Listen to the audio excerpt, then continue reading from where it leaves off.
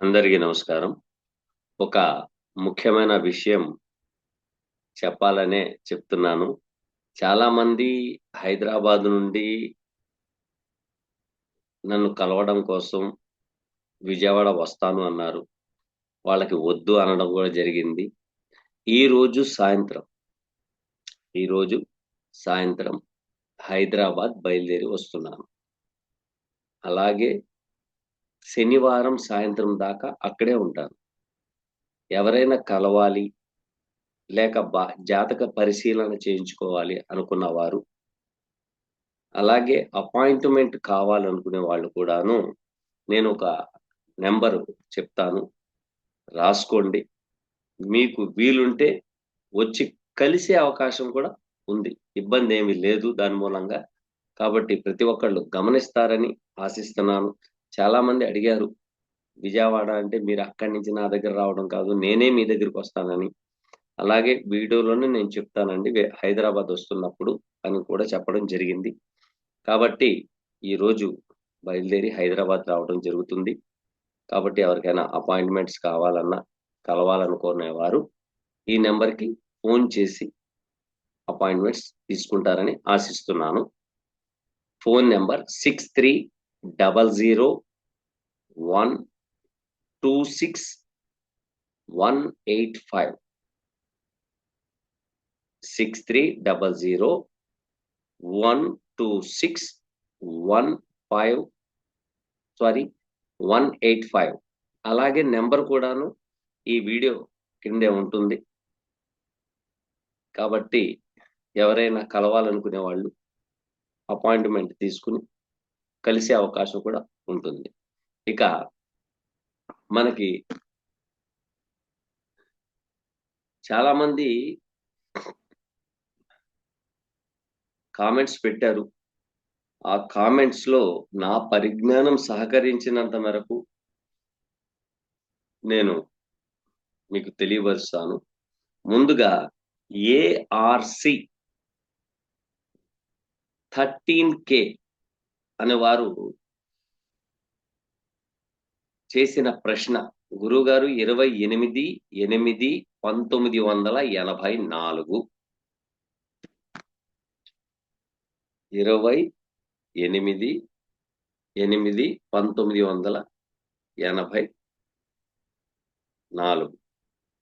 1984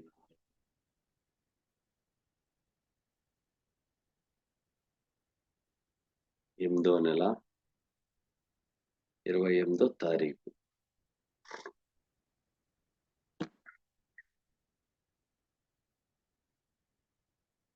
ఇరవై 8/8/1984 10 గంటల సమయం, 10 గంటలు. ఓకే.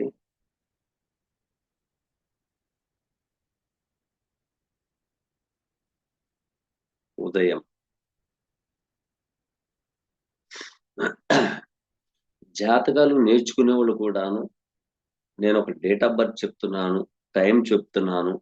అవి మీరు కూడాను యాప్ ద్వారాగా గమనించండి. ఏ విధంగా చెప్తున్నాను అనేది. దాంట్లోనే రెమెడీస్ కూడా చెప్తున్నాను. ఆ రెమెడీస్ కూడాను మీరు చాలా జాగ్రత్తగా రాసుకోండి. రాసుకొని మళ్ళీ ఎత్తుక్కోవాల్సిన అవసరం లేకుండా. దీనికి రెమెడీ చెప్పారు. కాబట్టి ఆ రెమెడీ మనం రాసుకోవచ్చు అని. ఓకేనా?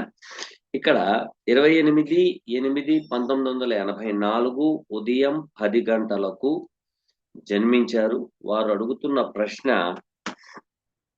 ఏంటో చూద్దాం. హైదరాబాద్, తెలంగాణ, మీన లగ్నంలో శని ఉన్నారు. Marriage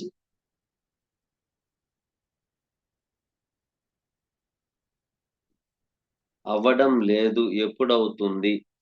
same caste or inter caste marriage అవుతుందా? ఏమైనా ప్రాబ్లం ఉంటే చెప్పండి అని అన్నారు. 1984 అంటే ఇప్పటికీ మీరు చాలా మంది జ్యోతిష్యులను కూడాను సంప్రదించి ఉంటారనేదే నా యొక్క భావన. ఇక్కడ చూడండి, వివాహానికి లగ్నంలో ఉన్న శనికి ఎటువంటి సంబంధం లేదు. ఎటువంటి సంబంధం లేదు. ఇదేంటి ఇలాగంటున్నారు చాలా మంది, శని లగ్నంలో ఉంటే వివాహం చెయ్యరు కదా అని. అదేం రూల్ ఏం కాదండి. శనేశ్వరుడు కేవలం మిమ్ముల్నే పట్టి పీడిస్తున్నాడు అనుకోమాకండి. ఆ లగ్నానికి యోగకారకుడు. ఉచ్చ క్షేత్రంలో ఉచ్చ లగ్నంలో ఉన్నారు. అయితే ఇక్కడ వివాహం అవ్వాలంటే సప్తమ భావం చూడాలి. వివాహం అవ్వాలంటే సప్తమ భావం చూడాలి. సప్తమాధిపతి వచ్చి తన స్వక్షేత్రములో కేతుతో సంబంధం పెట్టుకున్నారు. రెండో భావంలో. రెండో భావంలో కేతుతో సంబంధం పెట్టుకున్నారు. ఇక్కడ లగ్నాధిపతి, ఈ లగ్నానికి ఒక అధిపతి. ఆ అధిపతి 8 కూడాను అధిపతి ఆయనే. కానీ ఈ శుక్రుడు వ్యయ భావంలో పడ్డారు. అంటే 12వ భావంలో ఉన్నారు. ఇక్కడ సప్తమాధిపతి కేతుతో సంబంధం పెట్టుకోవడం ఒకటి మైనస్. రెండోది 12వ భావంలో పడిపోవడం. 12వ భావంలో పడిపోవడం. ఇది పడిపోవడం వలన ఏమైందంటే వివాహానికి ఆలస్యం అవ్వడానికి కారణాలు. అయితే మీ యొక్క వంశంలో 2 వివాహాలు గాని, మృత శిశువు జననం గాని, అకాల మృత్యు గాని, అబార్షన్స్ గాని జరుగుంటాయి కనుక్కోండి. ఓకేనా? అలాగే ఇక్కడ కేతు రెండో భావంలో ఉండడం ఇది సర్పదోషానికి సంకేతం. రాహు రాహు ట్రైన్‌లో అంటే త్రికోణంలో చంద్రుడు మరియు శుక్రుడు ఇద్దరు పడిపోయారు. సో, ఇక్కడ రాహు ఏం చెప్తున్నాడంటే ఆయన, మీ సొంత గ్రామంలో గాని, సొంత ఊర్లో గాని మీకు పెళ్లి సంబంధాలు తగలడం కష్టం. ఇతగాడికి గత 2 సంవత్సరాలు 2023లోనే పెళ్లయిపోవాల. కానీ అవ్వల. రెండోది ఇక్కడ 5th lord in the place of లగ్న. ఇక్కడ లగ్నంలో పడ్డం. ఇక్కడేంటంటే ఒక్కొక్కళ్ళు ఒక్కో విధంగా చెప్తారు. లవ్ మ్యారేజ్ అయ్యే ఛాన్సెస్ ఉంది. లవ్ మ్యారేజ్ అయ్యే ఛాన్సెస్. శని ఇతర క్యాస్ట్‌కి కారకుడు కాబట్టి వేరే అమ్మాయితో వివాహం జరిగే ఛాన్సెస్ కూడా ఉన్నాయి. నాకు తెలిసి నా అనుభవపూర్వకంగా ఈ జాతకం అమ్మాయిదైనా, అబ్బాయిదైనా గతముల్లో ప్రేమ వ్యవహారాల్లో ఉండి, ఆ ప్రేమ ఏమైనా ఫెయిల్యూర్ అయ్యి ఉండే అవకాశం కూడా ఉంది. అంటే ఓకే చట్టపట్టాలేసేసుకుని ఏంటి సినిమాలకి, షికార్లకి తిరిగేశారా అంటే కాదు. అది కాదు. ఇంట్లో ఒప్పుకోవచ్చు, ఒప్పుకోకపోవచ్చు. సేమ్ క్యాస్ట్ అయితే ఒక మాట అనుకోవచ్చు. ఎంత సేమ్ క్యాస్ట్ అయినా కూడాను ఎనక పక్కన బాగా డబ్బుందా? ఆస్తుందా? అంతస్తుందా? అమ్మాయి ఎనకాల బాగా డౌరీ తీసుకొస్తదా? మరి ఈ గోలలో కూడాను ప్రేమలు విఫలం అవుతాయి. అయ్యే ఛాన్సెస్ ఉన్నాయి. నచ్చొచ్చు, నచ్చకపోవచ్చు. సో, ఇక్కడ వివాహం ఆలస్యం అయిపోవడానికి ప్రధాన కారణం ఏంటంటే, కేతువుతో కుజుడి సంబంధము, లగ్నాధిపతి, అష్టమాధిపతి 12వ భావంలో పడ్డం. పైగా 10వ అధిపతి అయిన చంద్రుడితో వ్యయంలో పడి ఉండడం ఇదొక దుర్నిమిత్తమైన ఫలితాలు. ఎందుకంటే ఎంత ఆ లగ్నానికి శని ఎంత యోగకారకుడైనా కూడాను ఆయన నైసర్గిక పాపగ్రహం. ఇది మీరు గమనించాలి. సో, ఇక్కడేమవుతుంది రవి 11వ భావంలో ఉండి, ఈయన లగ్నంలో ఉండి మధ్యలో పడిపోయారు. అంటే పాప కత్తెరి యోగంలో ఉన్నారు. రాహు యొక్క దృష్టి. సో, ఇక్కడేం చెప్తుందంటే రాహుకేతువులు పూజ చేయించుకునండి. మేబీ అయిపోయే ఛాన్సెస్ ఉన్నాయి. ఓకేనా? కంగారు పడాల్సిన అవసరం ఏం లేదు. అంటే 84 సంవత్సరాలండి. ఇప్పుడు చాలా దూరం అయిపోయింది కదండీ! అదండి, ఇదండి అంటే అయ్యే ఛాన్సెస్ ఉన్నాయి అన్నాను అంటే అక్కడ అవకాశం ఉంది కాబట్టే చెప్పడం జరిగింది. ఓకేనా అండి? Thank you. Next question.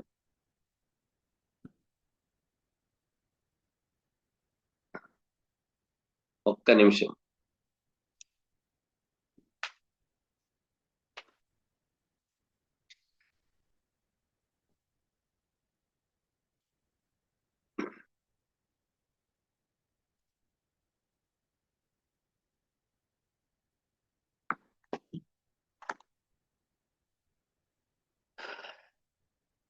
Suresh కస్పా గారు అడుగుతున్న ప్రశ్న, గురువు గారికి నమస్కారం. మీకు నా క్వశ్చన్, ఎయిత్ హౌస్ గురించి అండ్ ఫస్ట్ హౌస్ గురించి అండ్ థర్డ్ హౌస్ గురించి వివరించండి అని అడిగారు. మీకు సురేష్ గారు, మీరు ఒక పని చేయండి. 8వ భావము, 8వ హౌస్ గురించి చెప్పాలంటే అదొక పెద్ద డొమైన్. లగ్నం గురించి చెప్పాలంటే అది పెద్దదే. ఇక థర్డ్ హౌస్ అనేది కూడా అది కూడా పెద్దదే. మీరు ఒక పని చేయండి, ఒకసారి ఫోన్ చేయండి. ఫోన్ చేసిన తర్వాత కొన్ని నేను సలహాలు ఇస్తాను. అవి దాని మూలంగా ఏమైనా ఉపయోగపడుతుందేమో చూడండి. ఓకేనా అండి? Thank you sir. ఇక మూడవ క్వశ్చన్,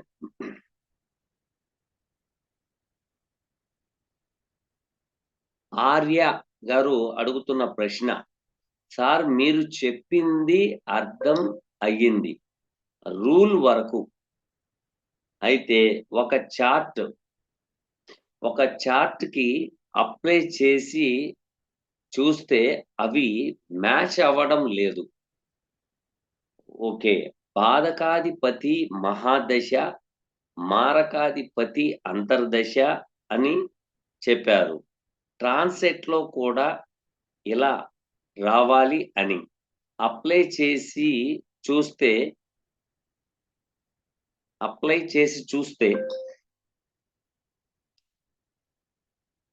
ఒక చార్ట్ కి లగ్నాధిపతి మహాదశ అంతర్దశ వచ్చింది. Please clarify for this birth details 7, 8 వారు ఇచ్చారు. డేట్ ఆఫ్ బర్త్ కూడా ఇచ్చారు. 7వ నెల 6వ తారీఖు 1986. 1986 6వ నెల 7వ తారీఖు శనివారం వచ్చింది. అయితే AM 1:33 AM.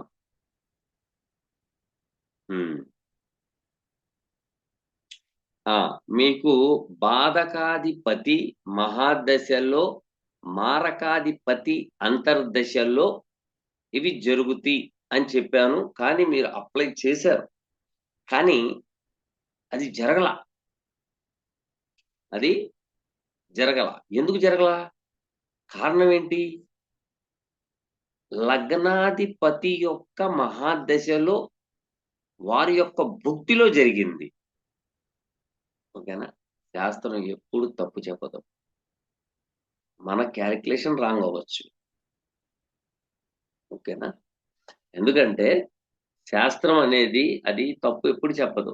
ఇక్కడ హైదరాబాద్ అంటే ఓన్లీ 8th సబ్లార్డ్ కి రిజల్ట్ ఉంది, ఆర్ ఫస్ట్ సబ్లార్డ్ కి రిజల్ట్ వచ్చింది. కానీ లగ్నాధిపతి మహాదశ అంతర కూడాను లగ్నాధిపతియే. అయితే confuse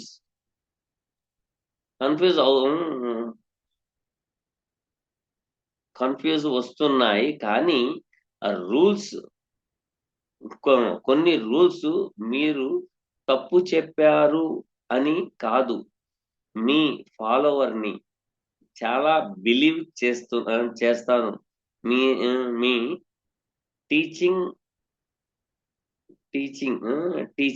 please clarify the doubt.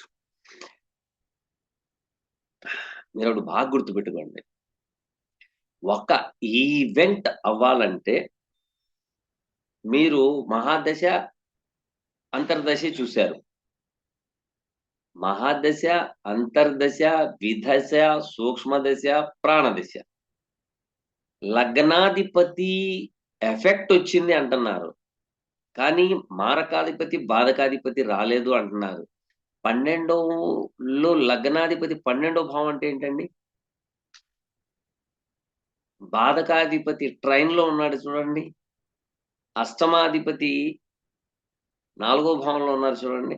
శుక్రుడు, గురువు యొక్క ఆస్పెక్ట్ పడుతుంది చూడండి. బాగా గుర్తుపెట్టుకోండి, ఒక గ్రహం ఒక ఫలితం ఇవ్వదు. అది సోర్స్ ఇస్తుంది. 12 అంటే ఏంటి?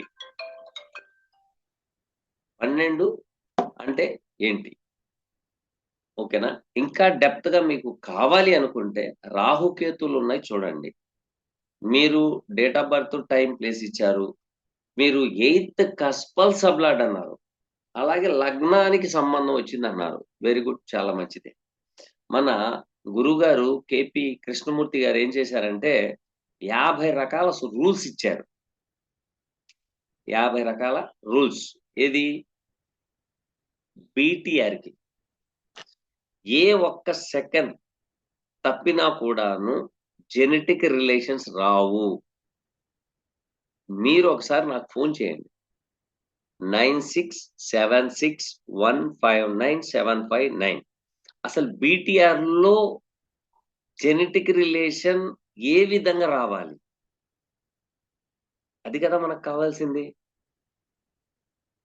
ఈ గ్రహం ఆ గ్రహంతో సంబంధం ఉంది కాబట్టి మనం కన్సిడర్ చేయొచ్చు అనేది నా దగ్గర చెప్పకూడదు.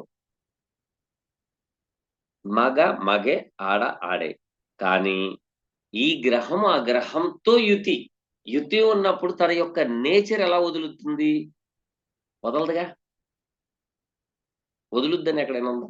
లేదు. కాబట్టి మీరు ఒకసారి, ఎలాగో నేను హైదరాబాదే వస్తున్నాను కాబట్టి కుదిరితే నేను నెంబర్ చెప్పాను. అలాగే నా నెంబర్ పక్కనే అపాయింట్మెంట్ కి సంబంధించిన నెంబర్ ఉంటుంది. ఆ నెంబర్ ని వారిని కాల్ చేసి ఏ టైం ఇస్తారో చూడండి. ఆ టైంకి వచ్చి కలవండి. ఓకేనా?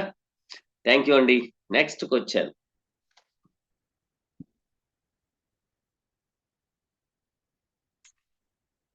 శేఖర్ గారు అడుగుతున్నారు, గురువు గారు బంధాన్ని తుంచండి అన్నారు. దాని గురించి వివరించండి సార్. 12ని ప్యూరిటీ అండ్ ఎలా ఉండాలి ఉండాలి చెప్పరా సార్ అన్నారు.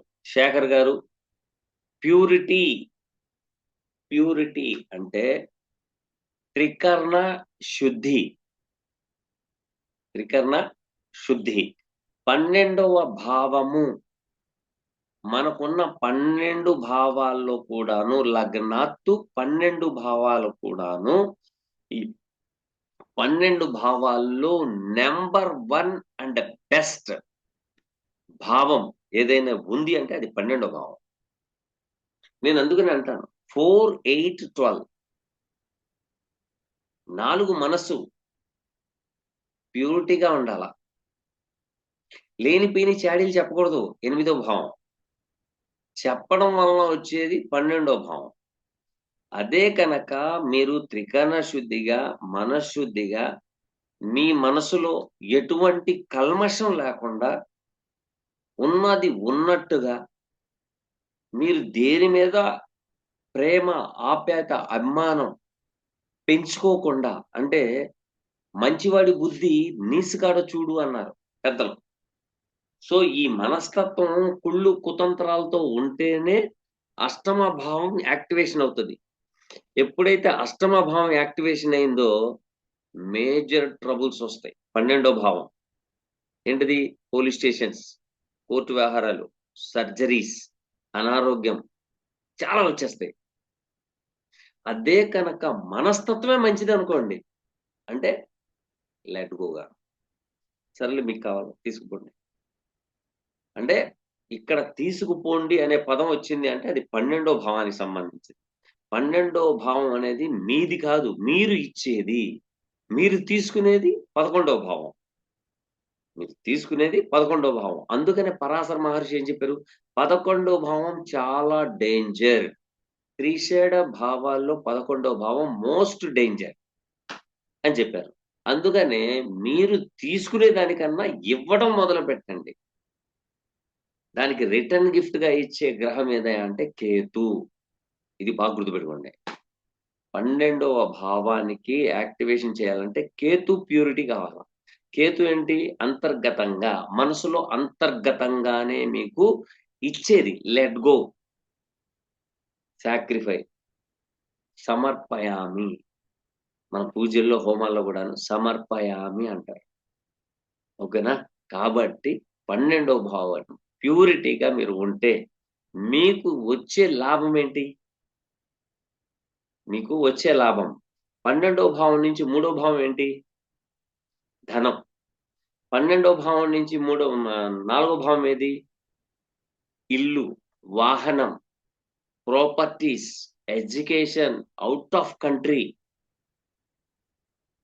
జ్యోతిష్యం అనేది ఈ 12 భావాల్ని గుణించడమే కాదండి. దాంట్లో చాలా ఉంది. ఇప్పుడు నా దగ్గర నేర్చుకుంటానికొచ్చారు. వాళ్ళు ఆస్ట్రాలజర్సే. కానీ నేను చెప్పే విధి విధానాన్ని చూసి అసలు మేము నేర్చుకున్నది ఓనమాల అంటున్నారాళ్ళు. ఆ నుంచి అమ్మహ దాకానే.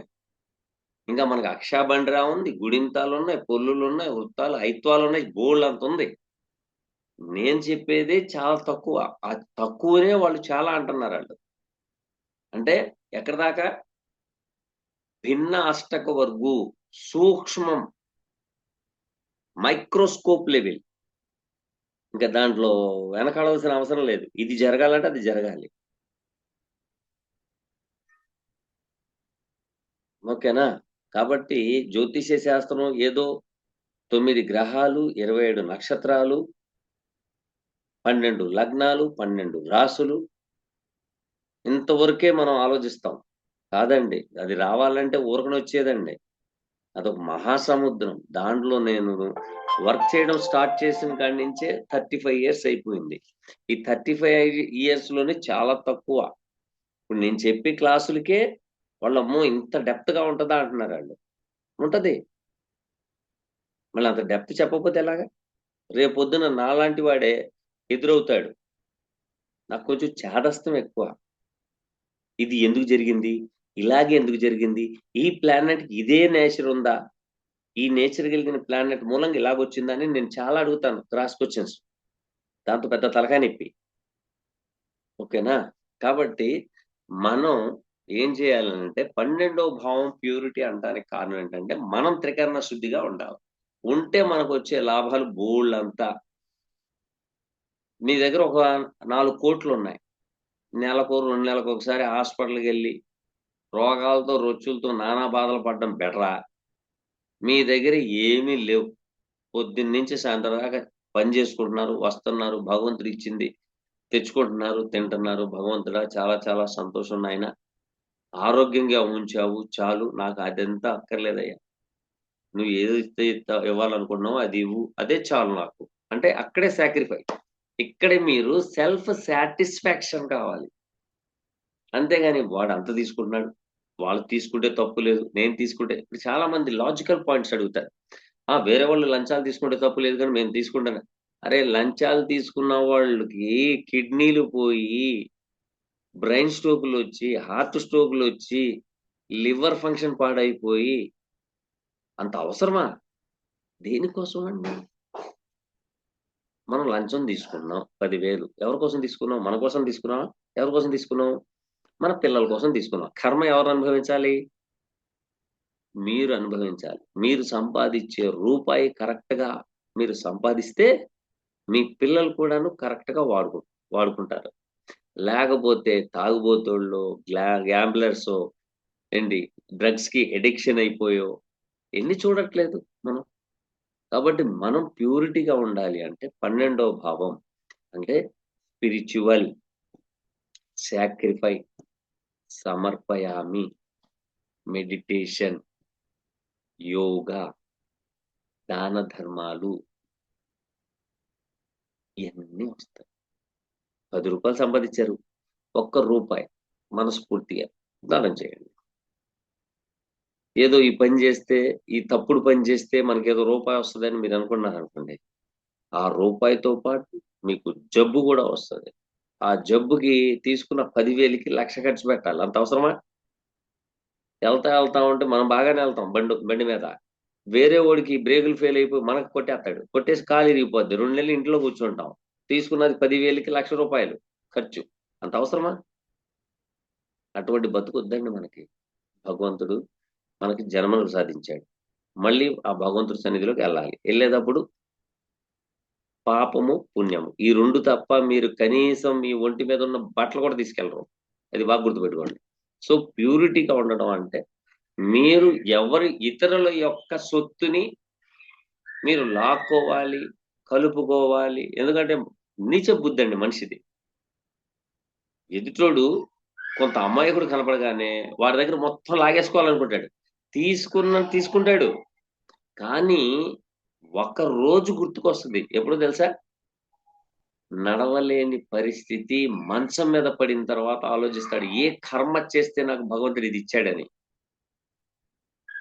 అప్పుడు లెగిసి నేను దాన ధర్మాలు చేసేస్తాను, నేను ఆడికి ఇచ్చేస్తానంటే భగవంతుడు అంటాడు, నీకు ఆల్రెడీ బుద్ధి ఇచ్చాను. నువ్వు చేసేది తప్పు వద్దు అన్నా. పక్కనోడు చెప్పాడు, విన్నావా? దోచుకున్నావు. ఈ రోజు అనుభవించు. ఓకేనా? ఇది ప్యూరిటీ. ఓకేనా? థ్యాంక్ యూ అండి. Next question.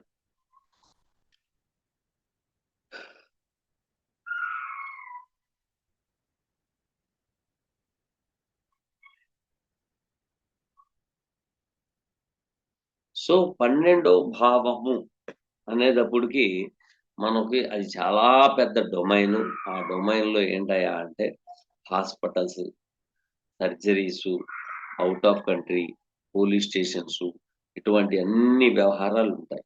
కాబట్టి మనం చాలా చాలా జాగ్రత్తగా 12వ భావం చూడండి.